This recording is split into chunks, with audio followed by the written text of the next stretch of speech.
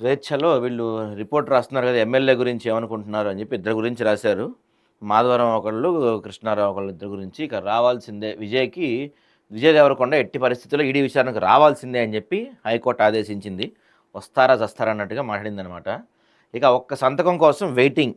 BC రిజర్వేషన్ల ఆర్డినెన్స్పై సర్వత్రా ఉత్కంఠ. ఇంకా గవర్నర్ దగ్గరే ఫైలు. హైకోర్టు గడువు పూర్తి. రాజ్భవన్ వైపు సర్కారు చూపు. మరి నెక్స్ట్ ఏంటి? తెలంగాణలో హాట్ టాపిక్గా 42%. నేడు క్యాబినెట్లో ఈ అంశంపై ప్రధానంగా చర్చ. ఇప్పుడు ఏం చేస్తారో చూద్దాం, మాట్లాడదాం, దీని గురించి డీటెయిల్గా డిస్కస్ చేద్దాం మనం. ఇక నెక్స్ట్, మేము రేర్ మోడల్ కులగణనతో దేశానికి ఆదర్శంగా నిలిచాం. సమగ్ర వివరాలతో 88 కోట్ల పేజీల డేటా ఉందంట. ఓ మై గాడ్, మంచిదేగా, ఉంచండి డేటా ఉంచండి. ఇక జాగృతి వర్సెస్ బీఆర్ఎస్వి పోటాపోటీ ఒకరోజు శిక్షణా తరగతులు. వీళ్ళకి అసలు ఈ బీసీ కథ మొత్తం మర్చిపోయి వీళ్ళు. ఓన్లీ వీళ్ళు కొట్టుకోనికి సరిపోతుంది వీళ్ళకి. లిటిగేషన్ భూముల్లో ఆరామస్థాన్ మాయ.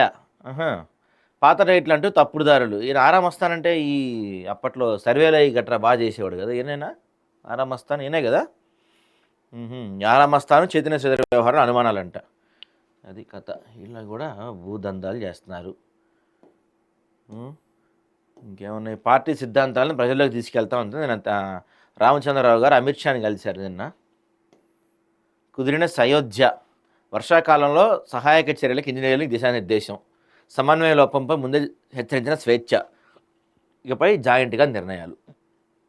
మొన్న కూడా చాలా చోట్ల ఈ జిహెచ్ఎంసీ వాళ్ళకి హైడ్రా వాళ్ళకి కోఆర్డినేషన్ లేదు. ఇద్దరు వాళ్ళదొక దారి వీళ్ళదొక దారి అన్నట్టుగా పనిచేశారు మొన్న కూడా. మరి ఈసారన్నా ఇద్దరు కలిసి పనిచేస్తారు అని చూడాలి. సో ఇవి మనకి అన్ని వార్తాపత్రికల్లో ప్రధానంగా కనిపిస్తున్న వార్తలు.